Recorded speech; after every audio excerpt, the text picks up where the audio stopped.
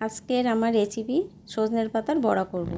পাতাটা পরিষ্কার করে ধুয়ে ছাড়িয়ে নিয়েছি, আর কিছুটা মটরের ডাল আর কিছুটা আতপ চাল ভিজিয়ে রেখেছিলাম 2 ঘন্টা আগে। এবার এগুলো একসঙ্গে করে পেস্ট করে নেব। আর তোমরা তো সবাই জানো কম বেশি যে সজনের পাতার কত গুণাগুণ আছে। ভাজা করলেও ভালো লাগে, ভর্তা করলেও ভালো লাগে। আমি অনেকবার ভর্তা করেছি আর ভাজা করি, তা আজকে আমি একটু অন্যরকমভাবে করলাম। বাচ্চারা অনেক সময় শাক খেতে চায় না, ওদের যদি বড়া করে বানিয়ে দেওয়া হয় ওরা বেশ ভালোবেসে খাবে। কিছু কাঁচা লঙ্কা দিলাম, একটু আদা দিলাম, আর এখানে লবণ চিনি সব কিন্তু একসঙ্গে দিয়ে দেবো, দিয়ে বেশ ভালো করে পেস্ট করে নেব এটা। আর সজনের পাতার অনেক গুণাগুণ সবাই জানো, এটা কিন্তু খেতে পারো সবাই, খেতেও কিন্তু দারুণ হয়।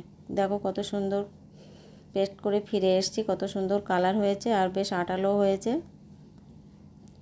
এবার এখানে আমি আর কিছু মশলা অ্যাড করব। দেখো কত সুন্দর পেস্ট হয়েছে।